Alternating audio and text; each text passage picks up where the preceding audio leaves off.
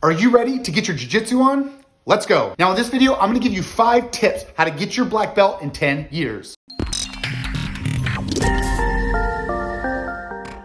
Hey guys, my name is Scott Barnes. Make sure to like, subscribe, and hit that notification bell for the latest and greatest video. Yeah. Now to give you guys a little bit of a background, I'm originally from Fresno, California. I started at AKA, now Dethrone, and from the beginning, I started from the beginning and I ended from there. And I stayed at that one location, right? With Josh Koscheck, Brian Gonzalez, Ted Stobie, John Salter, Tiago Rocha, Bernardo Ferra, Gabriel Fernesi. And now I'm with Jeff Messina. I was Alex Erconi.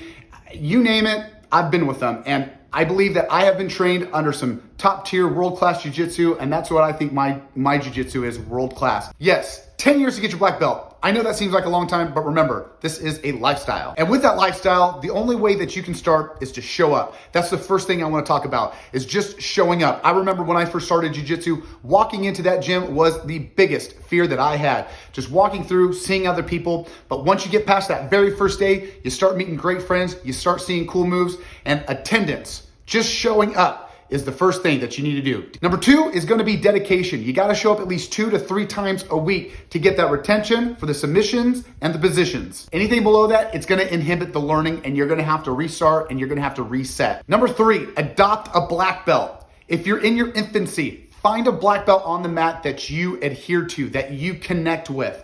When you have that connection, when you have that style, you guys can click. You can bounce ideas off each other. You can use them as motivation. So adopt yourself a black belt and they might adopt you.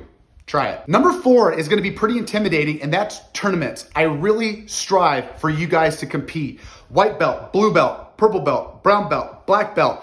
You gotta do at least 2 competitions a year. This brings up your confidence. This gives you that motivation to keep going. It gives you a baseline of where you're at. This sets the pace for you. Not only that, it gives your instructor an idea of where you're at in the whole journey. So I suggest you guys do, like I said, at least 2 to 3 tournaments a year. Number 5, and my favorite, is have your own style.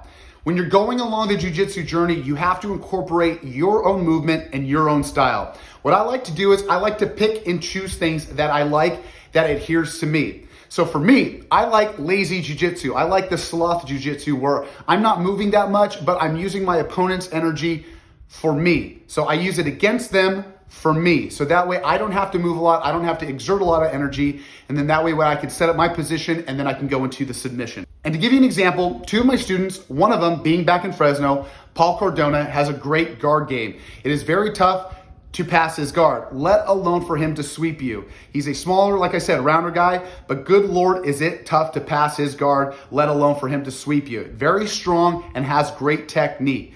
Number 2, one that I'm working with right now is Melissa. She's doing a great job. She's been at it almost about 6 months, even more, and she's come up with her own game when it comes to arm bars, and she's adopted something that works for her.